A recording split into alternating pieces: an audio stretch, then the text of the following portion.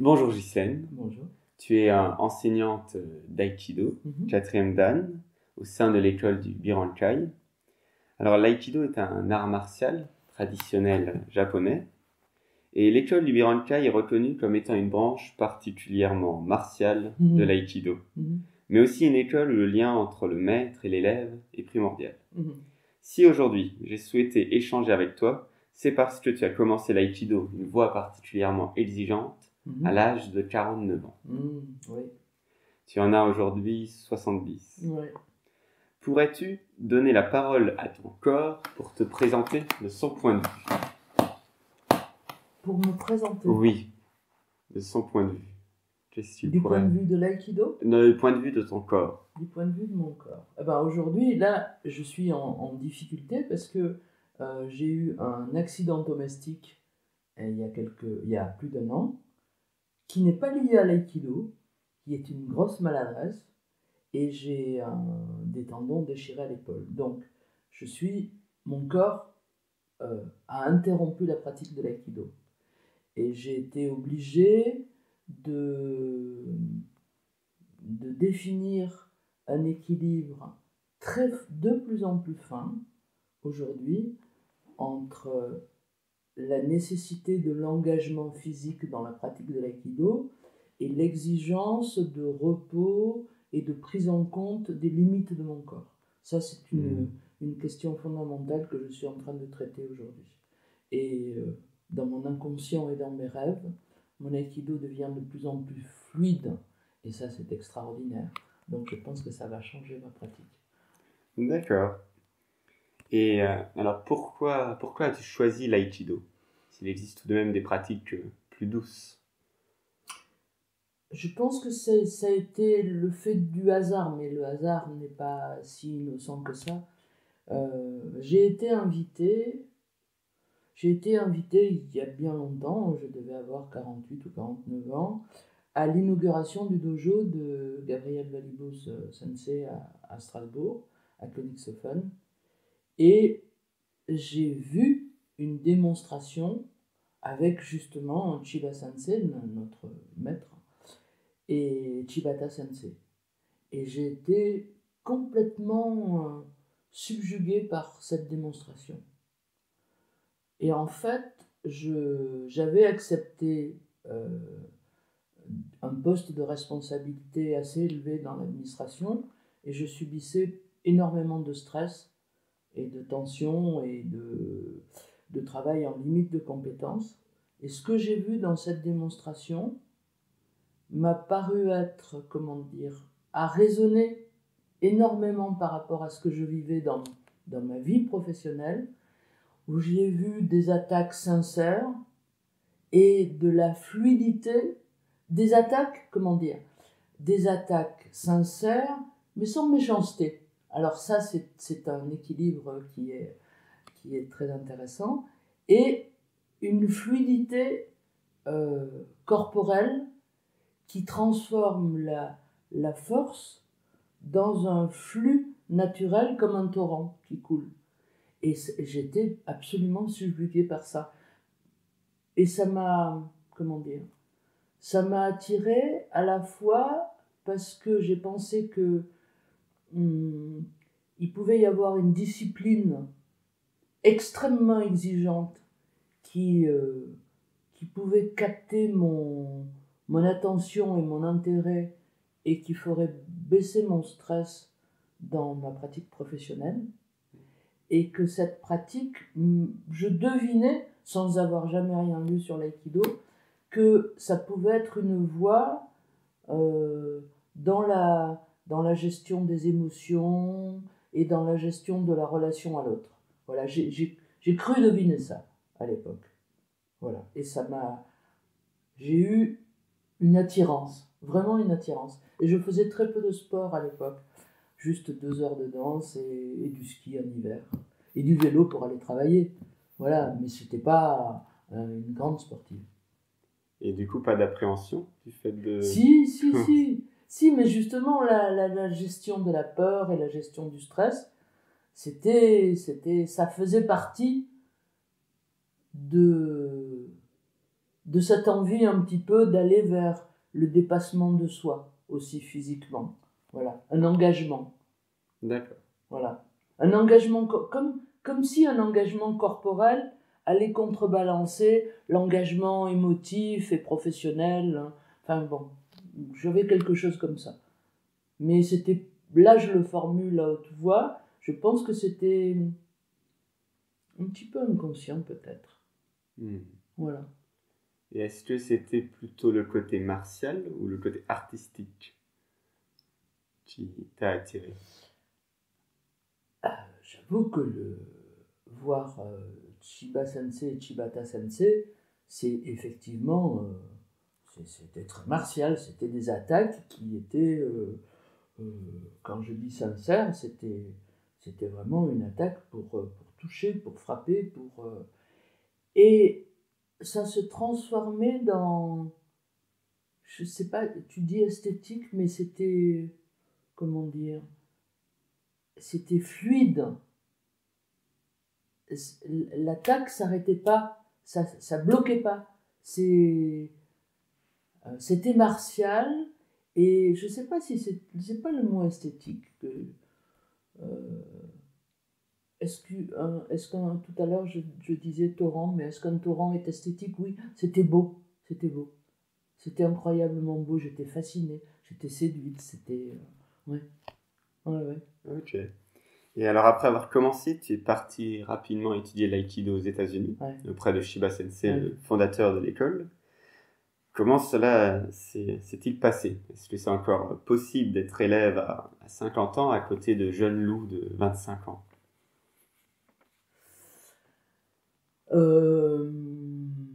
C'était difficile.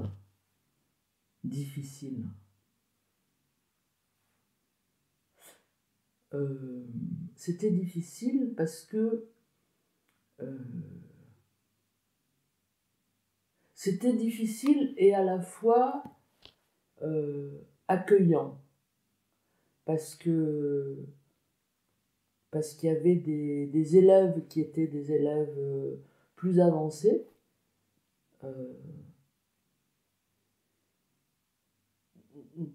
qui comment dire, pas qui me protégeaient, mais qui me guidaient et de la part desquels je sentais de l'empathie.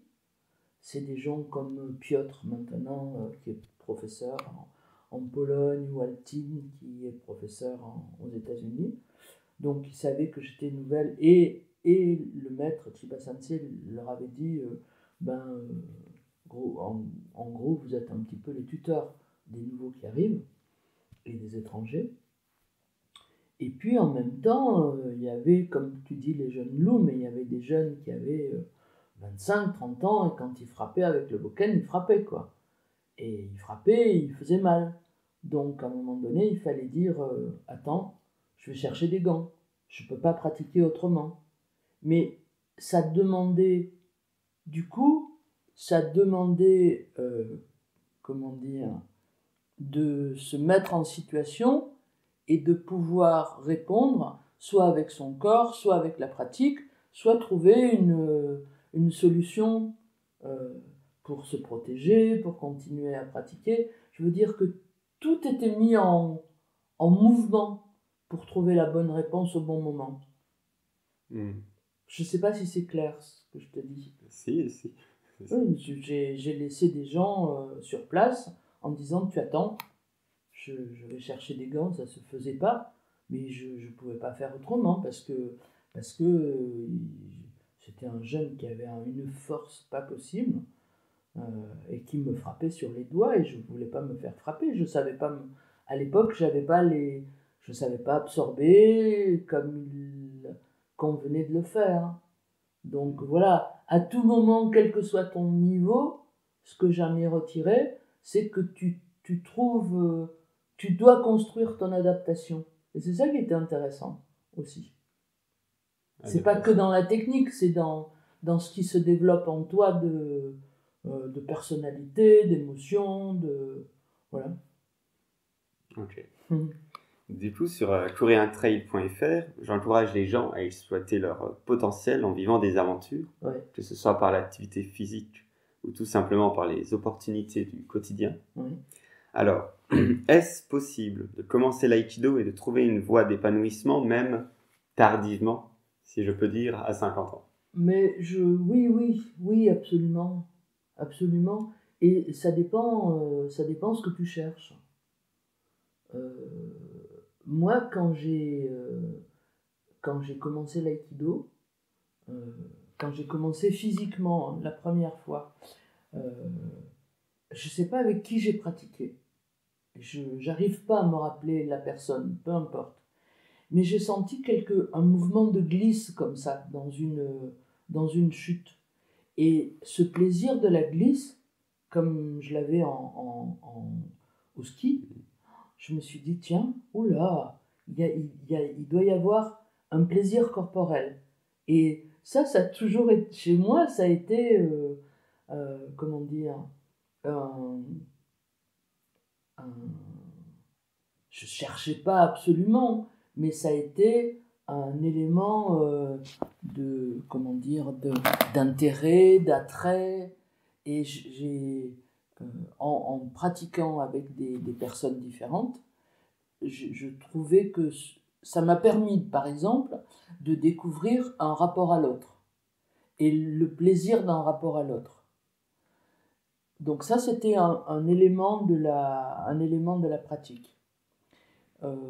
L'épanouissement, je parle de mon épanouissement à moi, âgé, comme tu le dis, je l'ai trouvé dans la gestion du stress aussi. Et j'étais toujours dans un activisme, dans l'urgence, et j'ai appris à me poser, à me discipliner, à respirer, à attendre, à comprendre, à voir les distants. Et ça a fait partie de l'épanouissement. Et il y a un autre type d'épanouissement que j'ai ressenti et que j'ai pas instrumenté, mais que j'ai essayé de développer, c'est l'humilité. Je sais que au poste de responsabilité que j'avais, quand je rentrais dans une salle de réunion, les voix, le ton baissé, et j'arrivais comme directrice. Et là, quand j'ai passé mon 5e Q, on était 3 à le passer, et là, côté gauche, il y avait une petite fille qui avait 12 ans.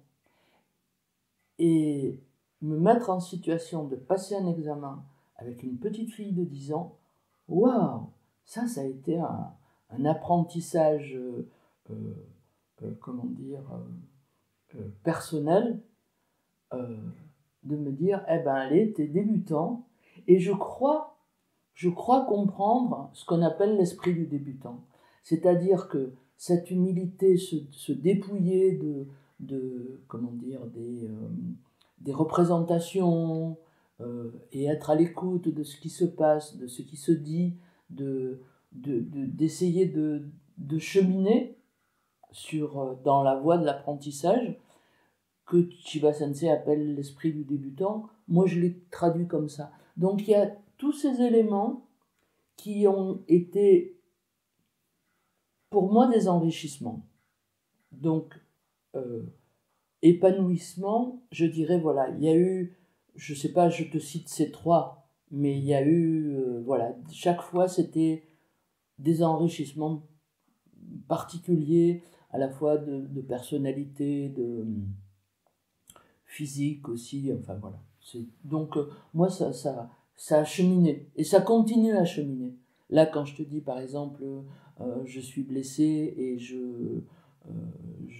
j'imagine une pratique différente, je sais que je suis en train de me focaliser, là, ces temps-ci, sur le développement de notre association et comment je vais monter des dossiers pour trouver des financements pour l'équipement, etc.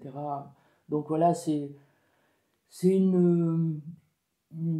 l'aïkido me permet une mobilisation à la fois physique. Ah, il y a un autre élément de l'épanouissement qui était très important.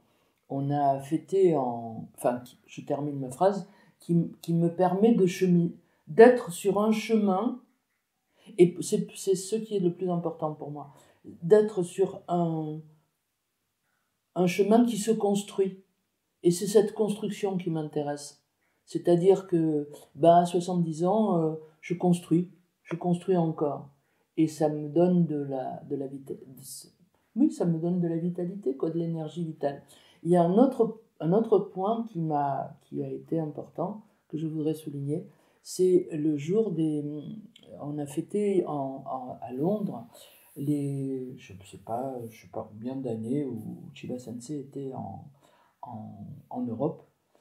Et c'était un très grand stage. Et j'ai vu arriver ce monsieur qui était âgé, je ne sais pas quel âge il avait.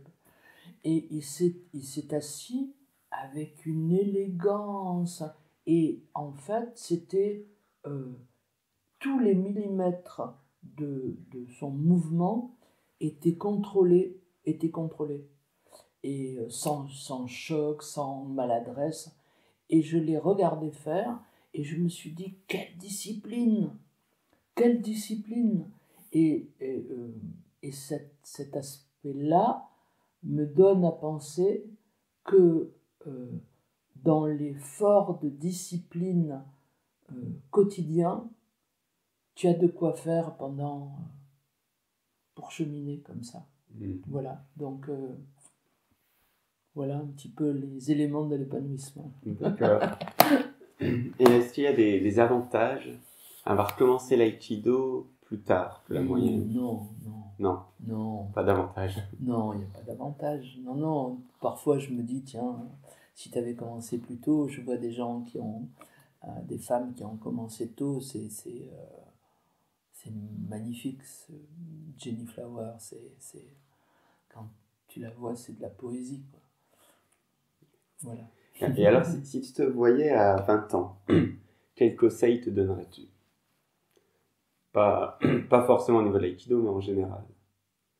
Si tu vois un conseil. Ah! Ça alors, c'est difficile. C'est la question. Quel conseil? Moi, le conseil que je pourrais donner, c'est ne pas hésiter à s'engager.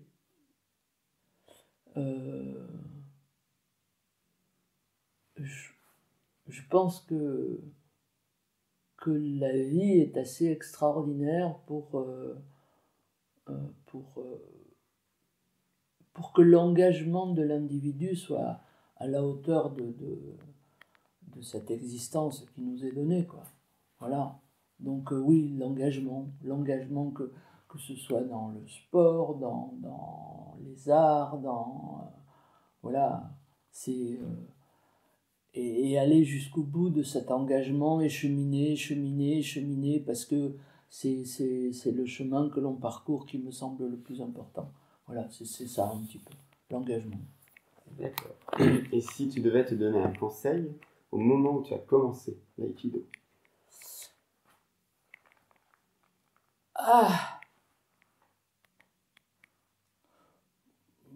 Je sais pas, je me donnerai pas de conseils parce que j'ai fait ce que j'ai pu au moment où j'ai pratiqué. J'ai eu peut-être non, mais c'est pas ma personnalité. J'allais dire peut-être plus de prudence parce que j'ai eu de nombreuses blessures. Mais en fait, c'est pas ma personnalité. J'aurais pas été.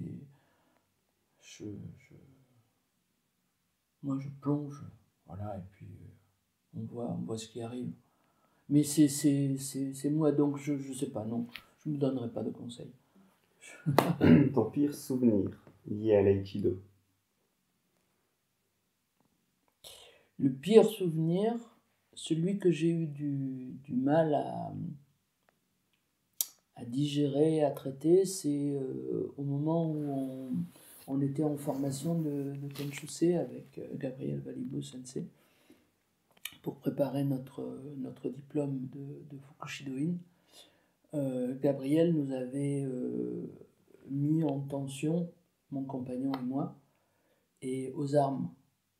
et il nous criait dessus pour mettre de la pression et pour qu'on frappe et qu'on frappe fort.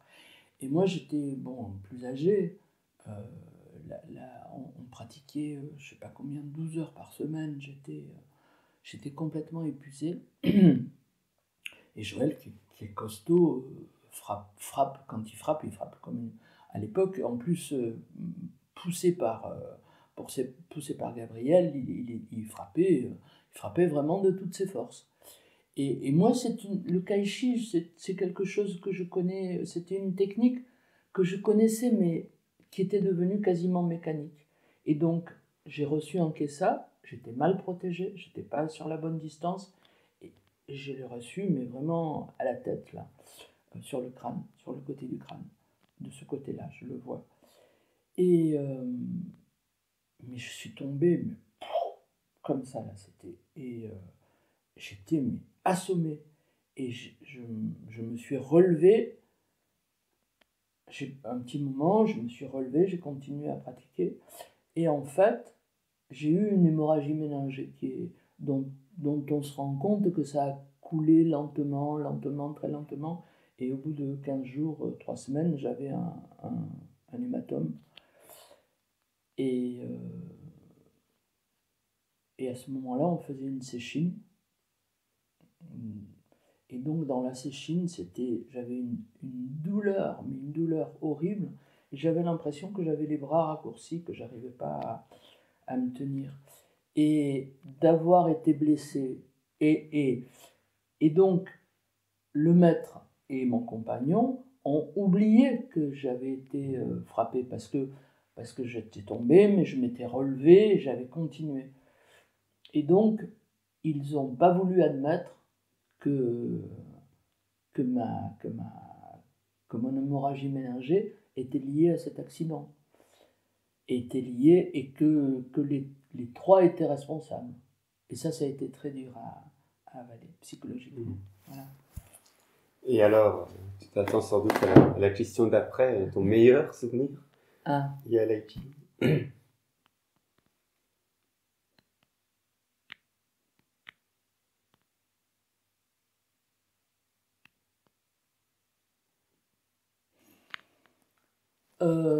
Ça a été la découverte de la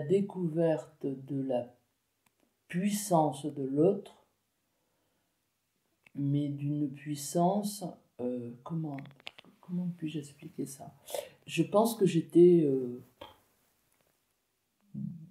4e ou 3e Q, et je suis allé inviter quelqu'un qui était à côté de moi, et en fait, maintenant c'est un très grand prof qui s'appelle Robert Savoca, et on faisait Ikkyo Sowariwaza, et je suis allé l'attaquer, il m'a laissé l'attaquer, plutôt il m'a laissé, j'étais en ensemble blanc, là, en kokegi, et je l'attaque, et il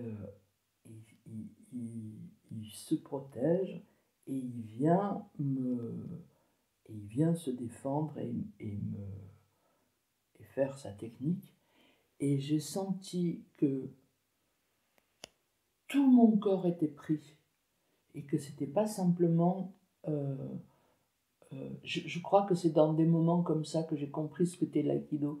C'est-à-dire que l'autre sans méchanceté, sans agressivité, sans quelque chose émotionnellement neutre, se défend de ton attaque et emmène tout ton corps, quand on dit déplacer ton centre, c'est emmène tout ton corps, waouh, comme ça, et par terre, et neutralise une attaque. Et ça, je l'ai senti dans l'aïkido, c'est des meilleurs souvenirs, c'est ce type de souvenirs avec quelques personnes. Voilà. Je l'ai senti à plusieurs reprises, et c'était des moments exceptionnels. Il y a quelque chose d'une puissance dans la fluidité. Ça, c'est impressionnant. Voilà. Et as-tu des domaines d'intérêt autres que l'aïkido qui nourrissent ta pratique de l'aïkido? Qui la nourrissent. Je sais pas. Et après, il y a la question inverse. Est-ce que l'aïkido nourrit d'autres domaines de ta vie?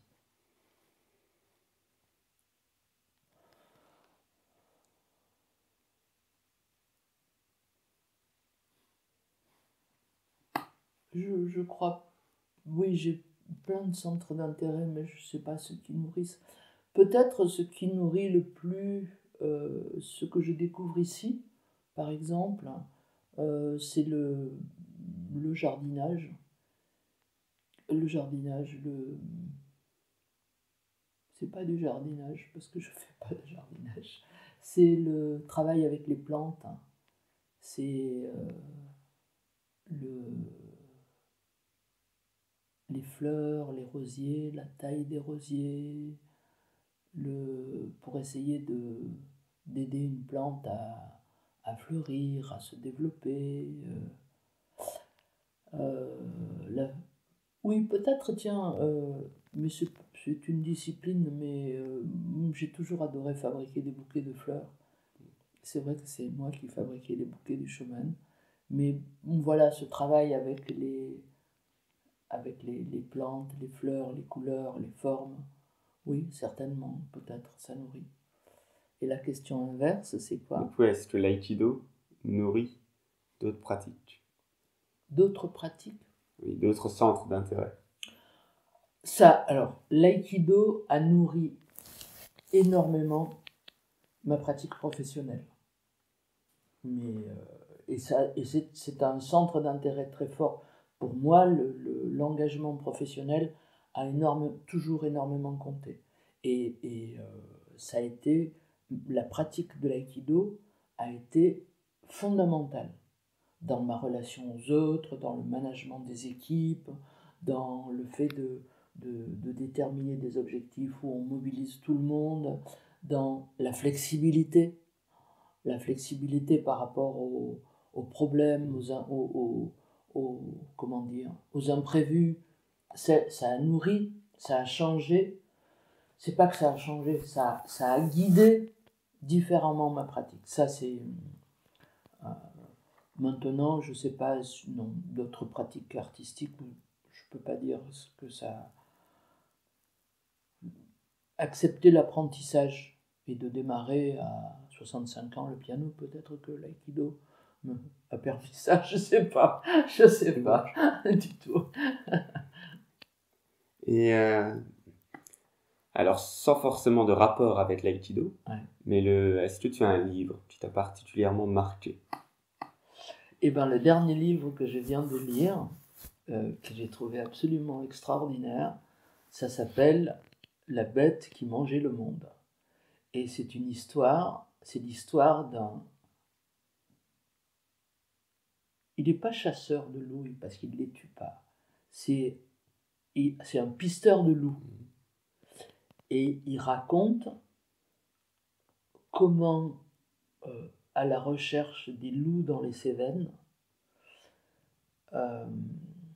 des traces, comment il filme, et comment le monde sauvage pourrait s'il était respecté, vivre en harmonie avec le monde, on va dire, le monde rural, industriel, ou enfin pas industriel, non, mais rural, ici dans les Cévennes, parce qu'il y a de plus en plus de loups. Et ce livre est émaillé de réflexions philosophiques, anthropologiques, politiques, et j'ai trouvé ça absolument extraordinaire. Voilà. L'auteur? Est-ce que tu as l'auteur en Et tête? j'ai plus en tête son nom. Je l'ai laissé à Joël à Paris.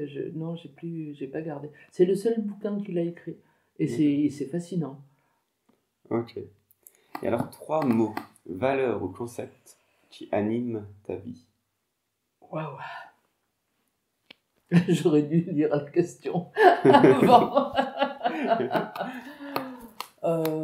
Valeur, d'abord, je crois Mots ou valeurs ou concepts? Oui. Non, la générosité. Générosité. Ça, c'est fondamental.